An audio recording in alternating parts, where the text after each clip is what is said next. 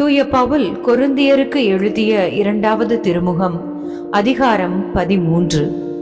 இறுதி எச்சரிக்கையும் வாழ்த்தும். இதோடு 3ஆம் முறையாக நான் உங்களிடம் வருகிறேன்.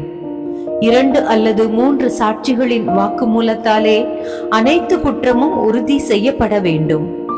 முன்பு பாவம் செய்தோரையும் மற்ற எல்லோரையும் கூட நான் ஏற்கனவே எச்சரித்தது போலவே மீண்டும் எச்சரிக்கிறேன்.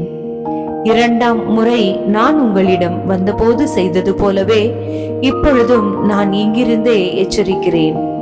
நான் மீண்டும் அங்கு வரும்போது அவர்களை நான் எளிதாக விட்டுவிட போவதில்லை.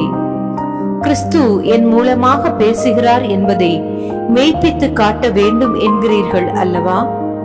கிறிஸ்து உங்களிடையே என்னை போல வலுவற்றவராக இல்லை, மாறாக அவர் வல்லமையோடு செயல்படுகிறார். ஏனெனில் அவர் வலுவற்றவராய் சிலுவையில் அறையப்பட்டார், ஆனால் கடவுளின் வல்லமையால் அவர் உயிர் வாழ்கிறார். அவருடைய வலுவின்மையின் பங்கு பெறும் நாங்களும் உங்கள் பொருட்டு கடவுளின் வல்லமையால் அவரோடு வாழ்வோம். நீங்கள் நம்பிக்கையில் நிலைத்திருக்கிறீர்களா என உங்களையே சோதித்து பாருங்கள். உங்கள் நடத்தையை சீர்தூக்கி பாருங்கள். இயேசு கிறிஸ்து உங்களுள் செயலாற்றுகிறார் என உணராமலாயிருக்கிறீர்கள்? நீங்கள் சீர்தூக்கி பார்த்தீர்கள் என்றால் அதை உணர்வீர்கள். நாங்கள் எங்கள் தகுதியை மெய்ப்பித்து காட்டியுள்ளோம் என்பதை நீங்கள் உணர்வீர்கள் என்னும் எதிர்நோக்குடன் இருக்கிறேன். நீங்கள் தீமை எதுவும் செய்யாதிருக்க உங்களுக்காக நாங்கள் கடவுளிடம் வேண்டுகிறோம். எங்கள் தகைமையை எடுத்துக்காட்ட நாங்கள் விரும்பவில்லை. நாங்கள் தகைமையற்றவர்களாக காணப்பட்டாலும் நீங்கள் நன்மையையே செய்ய வேண்டும் என்பதே எங்கள் வேண்டல். ஏனெனில் உண்மைக்கு எதிராக நாங்கள் எதுவும் செய்ய இயலாது. உண்மையின் பொருட்டே அனைத்தையும் செய்கிறோம்.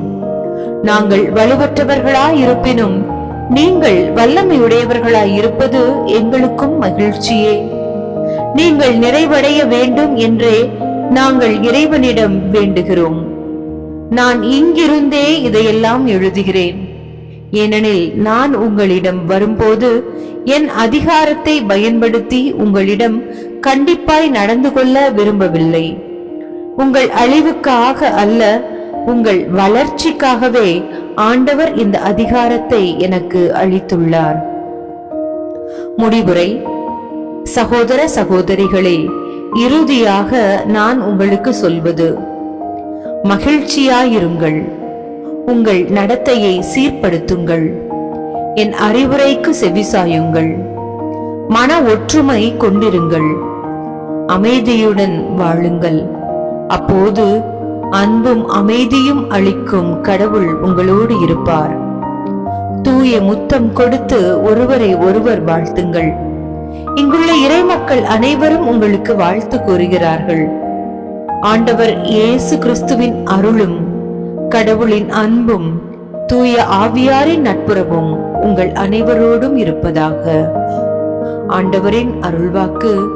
இறைவா, உமக்கு நன்றி.